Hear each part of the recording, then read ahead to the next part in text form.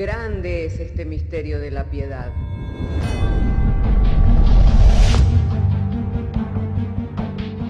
Si se destruyeran los fundamentos, ¿qué ha de hacer el justo? Porque con un solo sacrificio hizo perfecto para siempre a los santificados. Justificados por la fe, tenemos paz para con Dios. Juntamente con Él nos resucitó y nos hizo sentar en los lugares celestiales con Cristo Jesús. Fundados Y firmes en la fe, tenemos paz para con Dios. Bienaventurados los pobres en espíritu, porque de ellos es el reino de los cielos. Bienaventurados los que lloran, porque ellos recibirán consolación. Bienaventurados los mansos, porque ellos recibirán la tierra por heredad. Bienaventurados los que tienen hambre y sed de justicia, porque ellos serán saciados. Bienaventurados los misericordiosos, porque ellos alcanzarán misericordia. Bienaventurados los de limpio corazón, porque ellos verán a Dios. Bienaventurados los pacificadores, porque ellos serán llamados hijos de Dios. Bienaventurados los que padecen persecución por causa de la justicia, porque de ellos es el reino de los cielos. Bienaventurados sois cuando por mi causa os vituperen y os persigan, y digan toda clase de mal contra vosotros mintiendo. Gozaos y alegraos, porque vuestro galardón es grande en los cielos.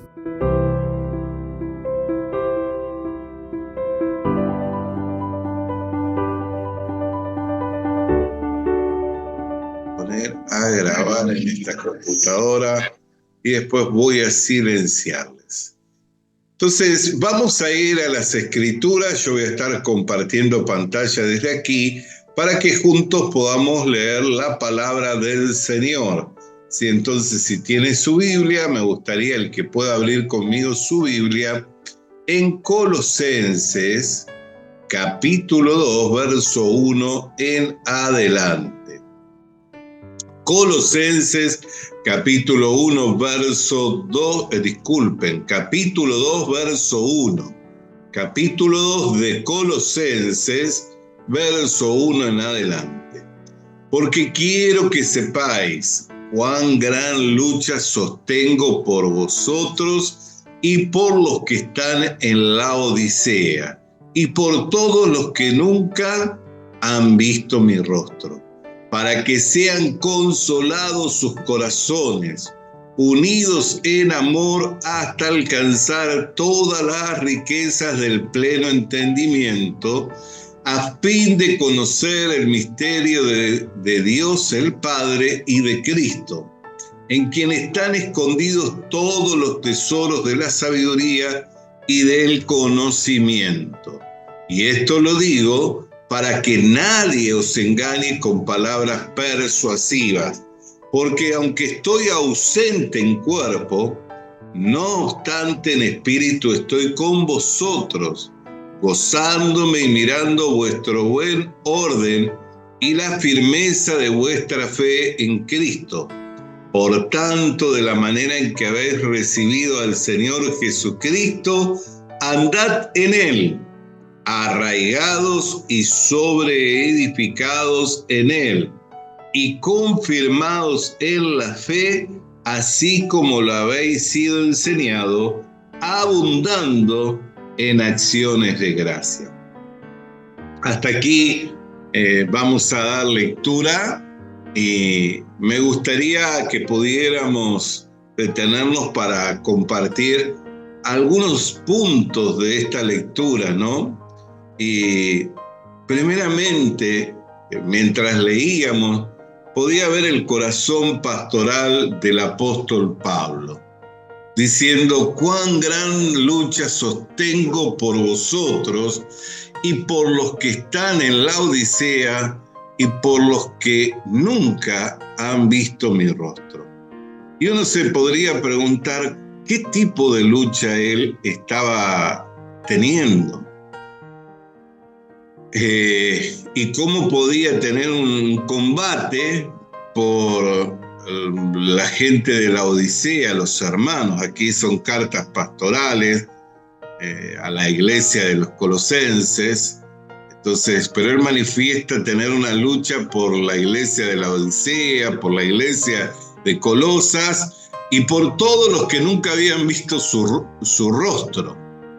Entonces uno puede pensar qué tipo de combate tendría, qué situación era la que estaba viviendo por la cual se producía en él un sufrimiento. Y para que lo podamos entender, sería propio que podamos mirar el versículo 2. ¿No? Si usted está siguiendo esta enseñanza o esta reflexión en su Biblia, yo tengo mi Biblia aquí abierta también, entonces la voy a poner por delante ahora para poder seguir mirando la Biblia y también verle a usted, lo cual es los hermanos y hermanas que Dios ha puesto por delante para compartir la palabra de Dios, lo cual también es importante. Entonces, para poder entender el tipo de lucha que él sostenía, tenemos que ir al verso 2. Dice, para que sean consolados sus corazones, unidos en amor, hasta alcanzar todas las riquezas del pleno entendimiento, a fin de conocer el misterio de Dios el Padre y de Cristo. Los otros días estuvimos ministrando un matrimonio con mi esposa, visitándole, y compartía con ellos los pasajes que en estos días he estado compartiendo con ustedes, que forman la congregación a la cual el Señor me envía para compartir la palabra de Dios. Y compartiendo los pasajes, traía a memoria el pasaje que en estos días hemos estado mirando allí en el Evangelio de Juan, en el capítulo 5, en donde el apóstol Juan dice que todo el juicio el Padre había dado al Hijo. Y mientras compartíamos, el Espíritu nos ministraba, porque la palabra de Dios es espada de doble filo. Corta tanto para un lado como para el otro, o sea, tanto para el que la oye como el que la comparte son ministrados por la obra y la acción del Espíritu de Dios a través de la palabra. Entonces, a veces, como ministro del Evangelio, como predicador de Buenas Nuevas, me encuentro compartiendo el mensaje y no solo estoy ministrando, sino también estoy siendo ministrado. Y ahí podía yo entender claramente por qué es que el Padre dio todo el juicio al Hijo. Porque cuando nosotros miramos el carácter del Padre en el Antiguo Testamento, ¿qué tipo de imagen podemos ver? Un Dios intransigente, que cualquier desobediencia, cualquier obstinación, cualquier rebelión, inmediatamente emite un juicio. Y está bien. ¿Por qué? Porque al juzgar, el pecado es quitado. El pecado es quitado. Dios siempre ha apresurado los juicios. ¿Para qué? Para quitar el pecado. Porque ¿qué es lo que hace separación entre los hombres y Dios? El pecado. Entonces siempre Dios se apresura a juzgar. Como vemos desde los inicios, Adán, ¿dónde estás? ¿Por qué te escondes? ¿Quién te dijo? Entonces ahí podemos ver cómo él se apresura a juzgar. Y luego juzga a la serpiente por cuanto había engañado a Eva. Juzga a Eva por cuanto había caído en el engaño de la serpiente. Juzga a Adán por cuanto había desobedecido a su palabra. Así lo vemos también en la persona de Caín, cuando toma la vida de su hermano. Siempre Dios se apresura a juzgar. Caín, ¿dónde está Abel? ¿Que acaso soy guarda yo de mi hermano? Y le dice, ¿qué has hecho? La sangre de tu hermano me clama desde la tierra. ¿Qué has hecho? ¿No? Y entonces, viéndose descubierto, recibe el juicio de Dios. ¿Y qué es lo que dice Caín? duro es este juicio. Entonces, cualquiera que me viere querrá tomar mi vida. Cuando él ve lo difícil del juicio, Dios hace misericordia con él y le dice: cualquiera que tomare la vida de Caín, 7 veces peor será el juicio sobre él. Como poniendo una marca para que nadie pudiera tomar la vida de Caín. Entonces, en toda la Biblia nosotros podemos ver al carácter de Dios el Padre como el carácter de alguien que se apresura a juzgar, y no es malo que juzgue el pecado. ¿Por qué? Porque cuando juzga y castiga el pecado, ¿qué es lo que queda? La reconciliación. Una vez castigado el pecado, ya no hay deuda y por consiguiente viene la reconciliación. Así Dios reunió todo el pecado en la persona de su Hijo y juzgó y condenó todo el pecado en la persona de su Hijo, volviéndolo a Él pecado y pecador, o volviéndose Él por amor a nosotros pecado y pecador, para que nosotros fuésemos hechos justicia de Dios en Él. Entonces, ¿cuál era el corazón pastoral de Pablo? ¿Por qué sufría por la iglesia de la Odisea? ¿Por qué sufría por la iglesia de Colosas? ¿Por qué sufría por los que nunca habían visto su rostro? Para que fueran consolados los corazones, unidos en amor hasta alcanzar todas las riquezas del pleno entendimiento y conocer el misterio de Dios el Padre y de Cristo. Él sabía que en el proceso a la madurez ellos iban a ir atravesando diversas pruebas, pero eran necesarias para que alcanzaran la medida y la estatura del varón perfecto y la plenitud. Entonces, en su corazón pastoral, él no podía evitar el sufrimiento. Él no podía evitar el dolor de los hermanos, pero sí podía sufrir con ellos, sabiendo de que cada combate, cada situación permitido por Dios con el propósito de llevarlo a la madurez, le llevaba a él como, con un corazón pastoral, también sufrir con los hermanos. Entonces, trataba de que no fuera evitado el sufrimiento, porque era necesario para alcanzar el conocimiento de Dios el Padre y de Cristo y alcanzar la plenitud de aquel que los llamó, pero los acompañaba con un corazón pastoral, sufriendo juntamente con ellos. Así también cada uno de nosotros que hemos recibido un corazón pastoral, los que hemos sido llamados al ministerio, sufrimos con los hermanos y también nos gozamos con los hermanos.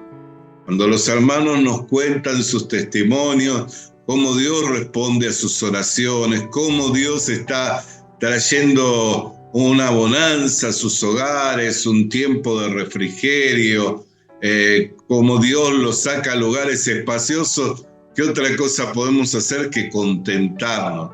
Pero cuando le vemos entristecidos, cuando le vemos apesadumbrados, cuando les vemos bajando los brazos, cuando aún les vemos apostatando, no podemos hacer otra cosa que sufrir con los hermanos. Pero siempre esto tiene un propósito, el sufrimiento: llevarnos a la plenitud de aquel que nos llamó. Entonces, volviendo al hecho de que compartíamos con este matrimonio y lo que Dios ministraba a mi vida, es que esa palabra del Evangelio de Juan capítulo 5 a la iglesia la tiene que consolar. Porque ¿qué es lo que dice en esa palabra? Que todo el juicio lo ha dado al Hijo. Capítulo 5 del Evangelio de Juan dice que el Padre dio todo el juicio al Hijo. Ahora, recién decíamos, cuando vemos la figura del Padre, ¿qué es lo que vemos? Un Dios que se apresura a juzgar y a castigar el pecado. Bajaba Moisés del monte Sinaí con las tablas de los 10 mandamientos, y el pueblo idólatra adorando un becerro de oro. ¿Y qué dijo Moisés? Los que están por Jehová, júntense conmigo. Y cuando se reunieron los levitas, que fueron los primeros en responder, y uno dirá, ¿por qué fueron los levitas los primeros en responder?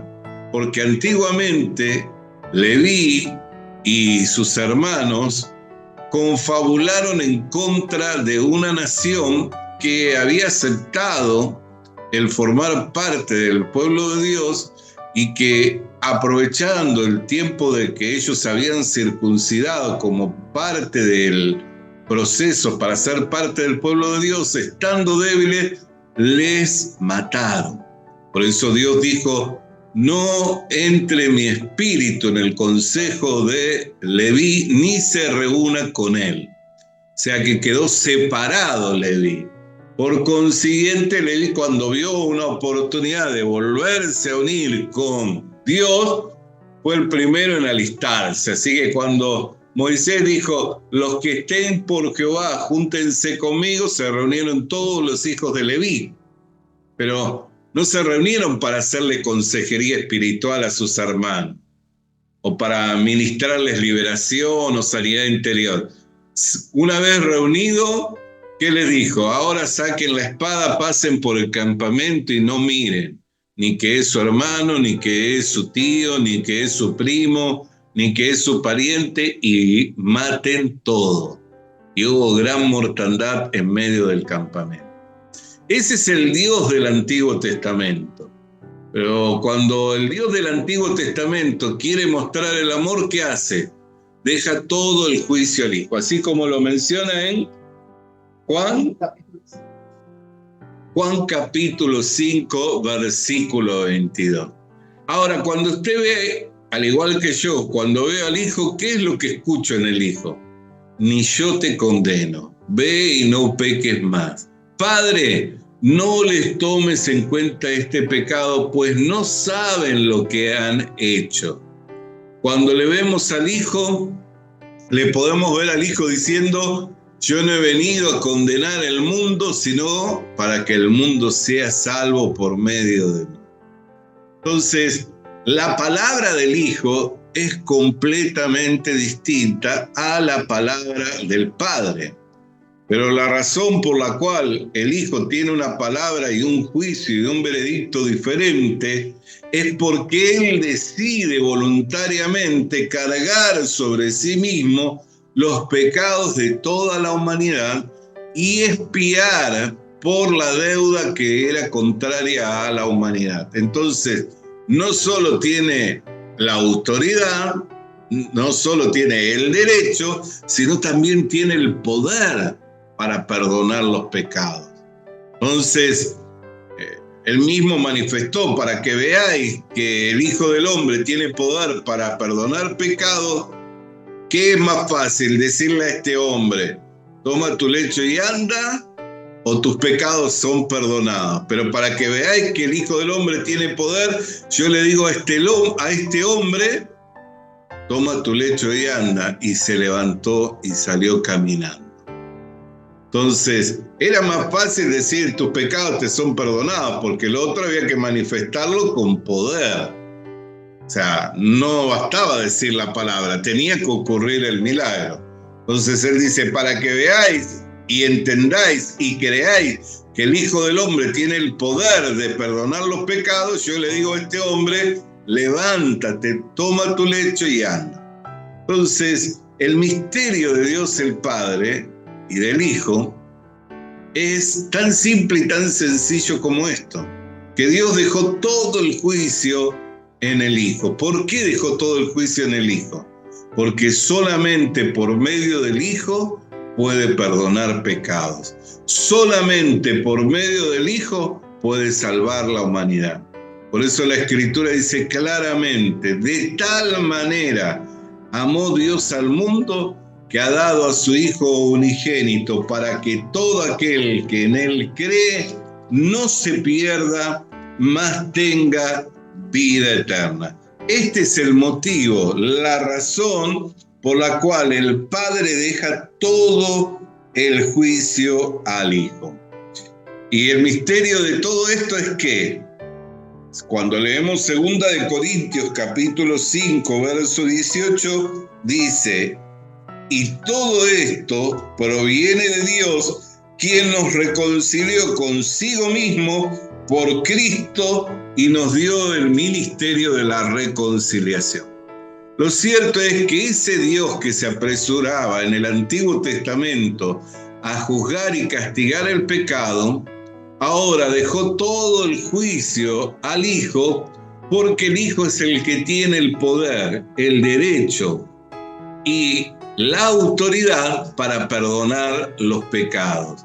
Pero ese misterio, que hoy se da a conocer por medio del Evangelio, era el plan diseñado por Dios desde el principio de la creación. Antes que el mundo fuese, el Cordero de Dios, Jesucristo, ya había sido inmolado.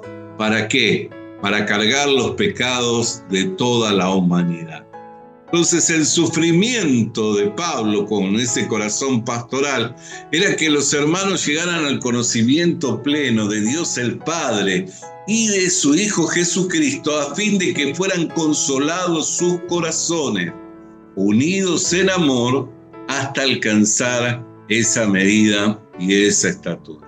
Por eso sufría, porque entendía que hasta que esto se formase en él, debía él sobrellevar juntamente con la iglesia los dolores, los padecimientos, hasta que ellos alcanzaran esa medida de fe. Hermana querida y hermano querido, nuestro tiempo se ha agotado, ya no tenemos más tiempo para compartir. Le espero mañana para una reunión presencial. Visita nuestras redes sociales. Suscríbete activando la campanita. Comparte con nosotros el mensaje de la palabra de Dios.